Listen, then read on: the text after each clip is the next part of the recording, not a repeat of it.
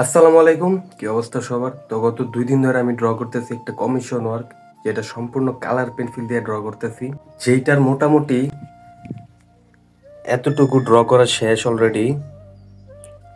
তো এটার ফেসটা হয়তো আমি ব্লার করে দিছি, কারণ এটা যিনি অর্ডার দিছিল সম্পূর্ণ ডিরেক্টলি সরাসরি বারণ করছিল যে কোনোখানে আপলোড দেওয়া যাবে না, ফেসবুক হোক ইউটিউব হোক কোনো। তো এটার পিকচার বা ভিডিও কোনোখানেই আপলোড দেওয়া যাবে না, হোক সেটা ফেসবুক কিংবা ইউটিউব বা অন্য যে কোনো সোশ্যাল মিডিয়াতে কোনোখানে এটা আপলোড দেওয়া যাবে না, সম্পূর্ণ নিষিদ্ধ করছে।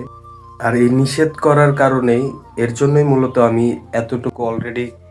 এতটুকু অলরেডি ড্র করে ফেলাইছি, বাট একটা সিঙ্গেল শুটও নেই নাই, একটুও রেকর্ড করি নাই।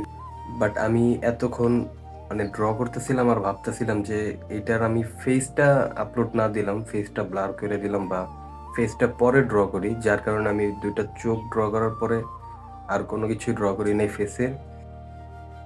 তো ওনার কাপড়ের যে ফার্স্ট এবং সেকেন্ড লেয়ারটা দিতে হয় ওইটা দেওয়া প্রায় কমপ্লিট। এখন জাস্ট ওনার ডান সাইডের বাম হাতটা ড্র করা বাকি আছে, ওইখানে ফুল শেড এবং হাতের জবা ফুলের শেডিংটা বাকি।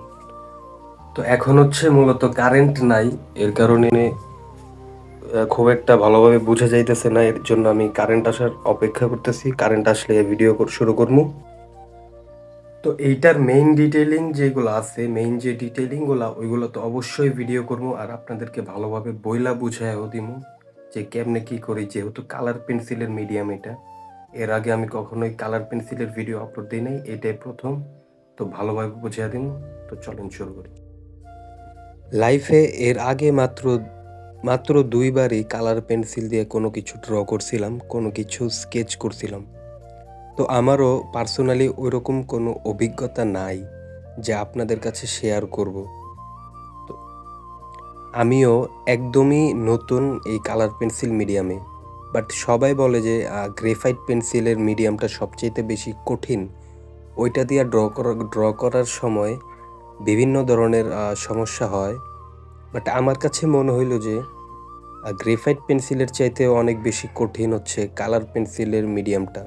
তবে হ্যাঁ, এইটা হয়তোবা আমি নতুন দেইখা আমার কাছে এমন মনে হইতেছে, কয়েকদিন বা কয়েক মাস প্র্যাকটিস করলে হয়তোবা আমার কাছেও এটা খুব বেশি ইজি মনে হইতে পারে।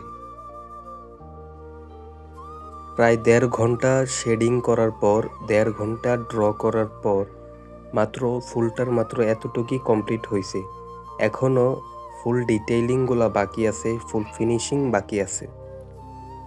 তো ড্র করতে করতে 5টা বেজে গেছে, আমার খেয়ালই নাই।